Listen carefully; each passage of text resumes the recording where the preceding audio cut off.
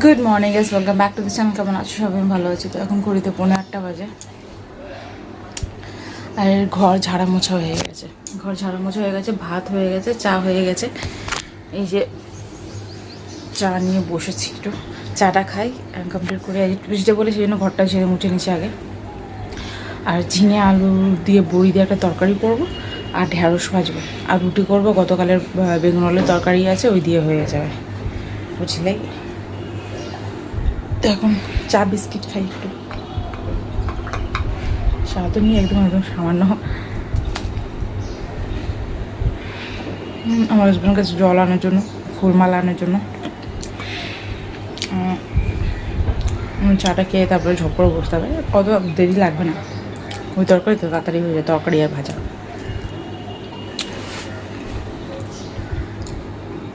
শাড়িটা কালকে ধুয়েছিলাম,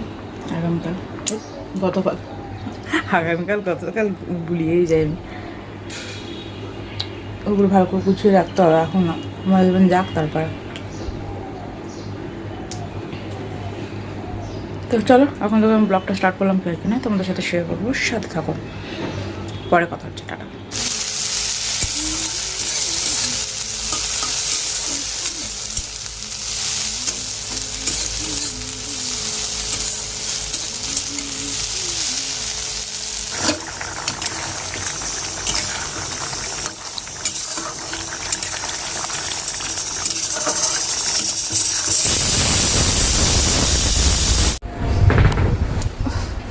তোমার হাজব্যান্ড যে পুজো দিয়েই চলে গেছে।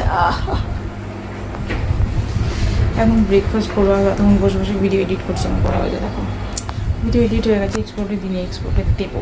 এখন খেতে খেতে একটু ফোন দেখি। আর তো আর ওই যে প্রেশার কুকারে দেখছো, ওর মধ্যে আলু বয়েল করে রেখেছি। রাত্রেবেলা ইয়ে করবো,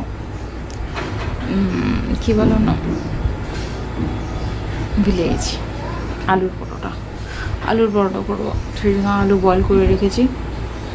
তো ঠান্ডা হয়ে গেছে, ঠান্ডা হয়ে গেলে না ওটাকে না ভালো করে ইয়ে করা যায় না, মাখা যায় না, ওটা কেমন টাইপের হয়ে যায়। তো ওটা গ্রেট করতে হবে আই গেস, দেখা যাক কী করি। ভালো লাগছে না, শরীরটা ম্যাচ করছে আজকে। চলো খেয়ে নিই, আমার হাজব্যান্ড তো খেয়ে চলে গেল, খাইয়ে।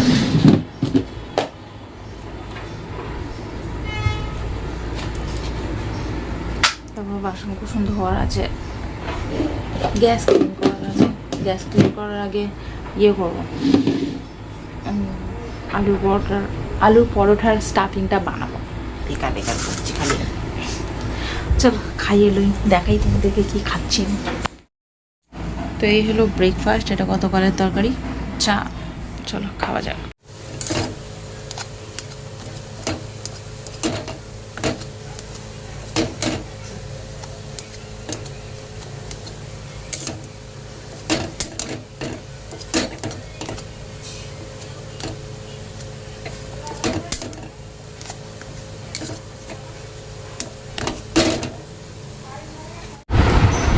গুড আফটারনুন, তখন ঘড়িতে 2 বাজতে চলেছে। স্নান টান করে আসলাম, আর কাঁচা জামাকাপড় সকাল থেকে বৃষ্টি পড়েনি, তো সেইভাবে আমি কাচলাম। কাঁচা যেমন যে এই জামাকাপড় যে আমি নিতে যাবো তখন ঝমঝমিয়ে বৃষ্টি পড়ে, এখন আবার স্টপ হয়ে গেছে। জানালায় দেখো, খুবই দেখতে পাও তো, ছিটে পড়া পড়ে আছে।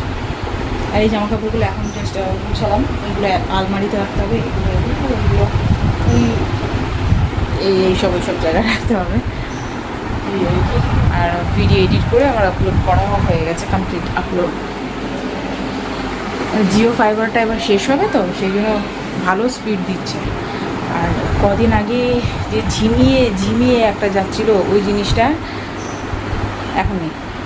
মানে কদিন আগে এমন মানে ইয়ে করিয়েছে, ভুগিয়েছে, মানে আপলোড হচ্ছে তো হচ্ছে, আর এখনও শর্ট হয়ে যাচ্ছে, আধা ঘন্টার মধ্যে হয়ে যাচ্ছে।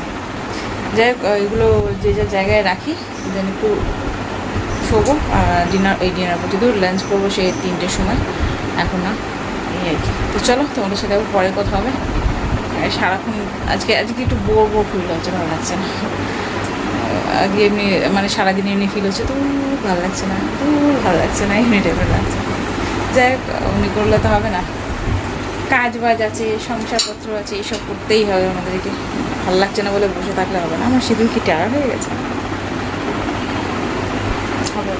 চলো টাটা। তো এই যে লাঞ্চ নিয়ে বসে গেছি। ঢ্যাঁড়স ভাজা, এর নাম কি ভুলে গেছি, ঝিঙে আলুর তরকারি। চলো খাওয়া যাক। Good evening guys. তো এখন ঘড়িতে কটা বাজে দেখো, আমি নিজের ব্লগ দেখছি বসে বসে। আর ইয়ে সন্ধে টন্ধে দিয়ে এতক্ষণ কাজ করছিলাম, মানে এই রান্নাবান্না জোগাড় করছিলাম আর কি। এই যে ময়দা মেখে ওর মধ্যে স্টাফিং ভরে রেখেছি। আর এখানে আমার হাজব্যান্ডের জন্য আলু কেটে রেখেছি, আলু ভাজা হবে। উনি তো আলুর পরোটা আলু ভাজা ছাড়া খাবেন না, তরকারিও না বাবা, তরকারিও না, এমনি নর্মালও না, আলু ভাজা। বাট দইও চাই সাথে। তো কড়া বসিয়ে দিয়েছি, আলু ভাজাটা বসাই পাশে। আর এখানটা বেলে ঝটপট করে রান্না করে। এত গরম লাগছে না, বৃষ্টি পড়ছে তাও গরম যাচ্ছে না, ভালো লাগছে না, গরমের মধ্যে অসহ্য লাগছে। কখন রান্নাবান্না সেটা একটু পাখার তলায় বসবো। চলো রান্নাটা সারি, আসছি।